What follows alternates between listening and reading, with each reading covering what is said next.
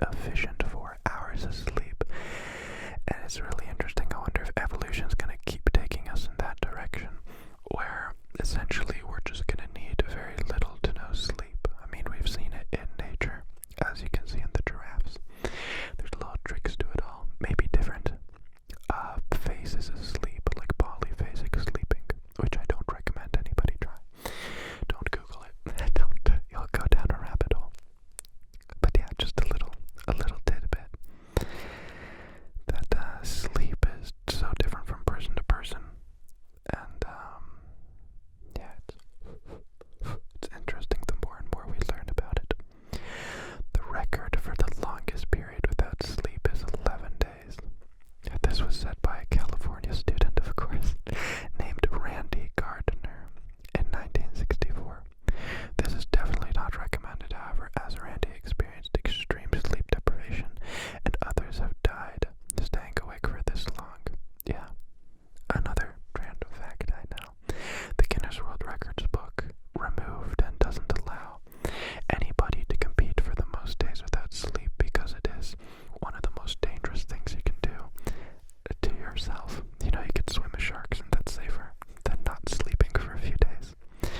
Just goes to show how important sleep really is.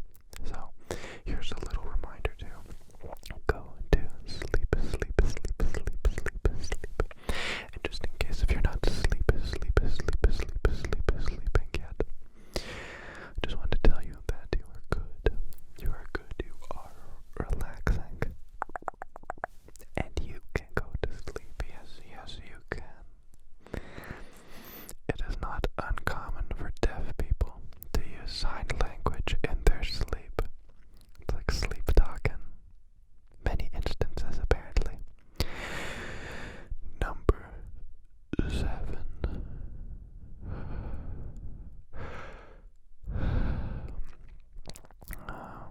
I can't pronounce this scientific term. Dysania. Dysania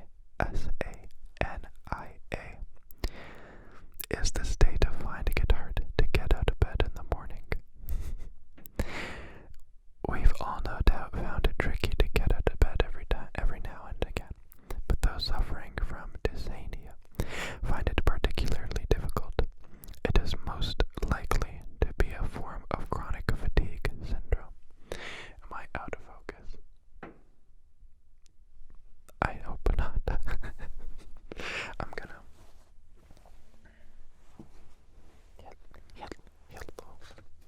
I'm a professional YouTube channel, and I know exactly what I'm doing. I had my focus chart, and I can't seem to find it. There you go. I told you it wasn't a joke.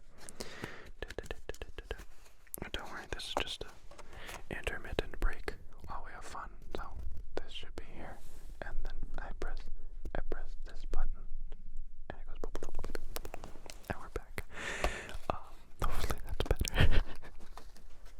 Something I often forget. But back to the questions. I, for one, am a person who's never had a tough time getting out of bed. When I was still in school, I would never stay in bed longer than 7 a.m. No matter how little sleep I got, it's 7 a.m. the sun is up and I'm up, and I'd either go for a run or go to class or whatever. But I was always up, and even now, it's moved back a bit, so 8 a.m. is probably the latest I stay in bed, and then I gotta get out because I just feel uncomfortable.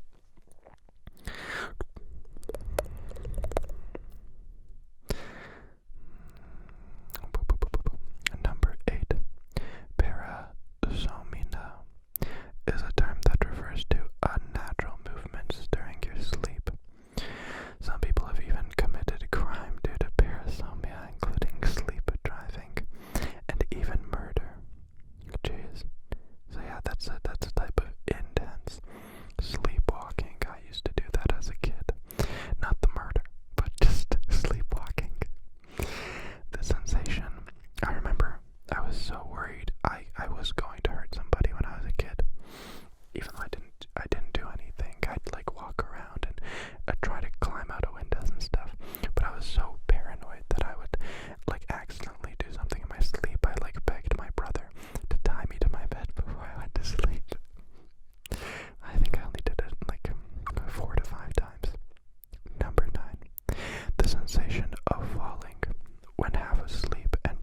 yourself awake is called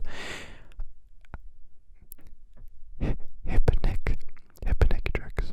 Thought it was haptic. I don't know what. I'm wrong, but yeah. No one is totally sure why hypnic jerks occur, but they are deemed to be perfectly healthy. However, they may be increased by anxiety, caffeine, or physical activity close to bedtime. They're more frequent in young people and decrease as we get older. That totally makes sense, because I had this a lot more when I played sports. I'd just be like falling asleep and I'd be sinking and sinking and sinking, and all of a sudden I go to kick a soccer ball and it's okay, I'm not on the field, bro. It's thought that up to 15% of the population are sleepwalkers. Wow, that's a much larger number than I would have ever guessed. And that's according to the National Sleep Foundation, which, yeah, they got their facts right. Every time, I swear. Number 11, 1 in 4 married couples sleep in separate beds. I don't know why I found that funny. I think it's from a movie I saw when I was younger. I can't remember the name of the movie, or even really the scene, just the thought. Sleep deprivation will kill you more quickly than food deprivation. Neither are good for you, obviously, but this article claims that sleep is actually more important than food in the short term. Yeah. Those born blind experience dreams involving things such as emotion, sound, and smell rather than sight. That's really fascinating. This is a topic that is really quite interesting, and the timing of the blindness in a person's life may impact what that person dreams about. There's plenty more on here. Number 14. Within 5 minutes of waking up, 50% of your dream is forgotten. Hell yeah. After an additional 5 minutes, 90% of recollection is gone. Sigmund Freud believed this was because dreams represent our repressed thoughts, and so our brain wants to get rid of them quickly. However, it's much more likely due to our brain simply being used much more as soon as we're awake, and so we forget much of what we dreamt about. Yeah, if you've ever done a dream journal, you know just how quickly dreams are fleeting, and that's why I found it so fascinating to write down my dreams. You know, this whole aspect of your life, 1/3 of your life, in which you forget very, very quickly if you don't write down. Very, very, very, very interesting. Number 15, Burger King foot lettuce. Nobody wants pain tolerance is reduced by sleep deprivation. The study suggests that cutting a person's sleep in half dramatically reduces pain threshold, although it is not 100% clear why. I mean, I think I know why. This is just from my understanding. When you don't sleep enough, you get triggered the part of your brain that's like the childish part. I think it's the hippocampus. Don't quote me on that. But basically, you're more irritable, and you're more childish. So, what happens when a minor inconvenience happens to a kid? They're not happy about it, and they experience the pain a lot more. Meanwhile, when you see people who are like complete psychopaths in movies and numbed out, they're like dead in the eyes and just looking straight forward, and they're the ones who are experiencing the least amount of pain. Weird. But I think that's why. We're just more sensitive and irritable when we don't get sleep. That's why we should get sleep. Number 16. 41% of the British population sleep in the... is that fetal? Have I never seen the word fetal written down? I've always heard fetal position. No, that's not how you spell fetal. F-O-E-T-A-L. Foetal position. That's not fetal though. This is from research done by Professor Chris Lindenskalski, a fellow Polish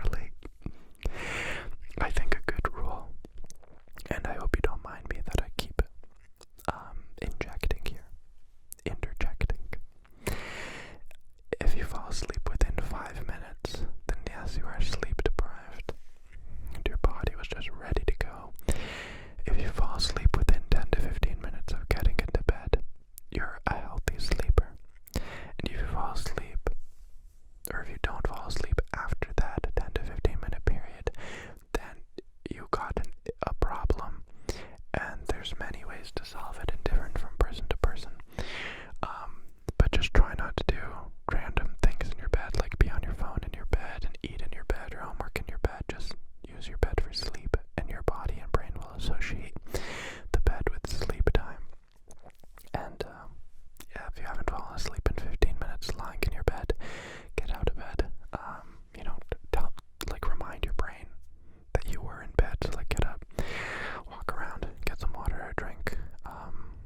Don't do any hard physical activity. Maybe write down something like a journal, and then try to go to bed again. And I can almost guarantee it'll be a lot easier. A lot easier. Okay, that's my little sleep bonus tip. I think I'm sure we could all use it. Use it. Number 19. Humans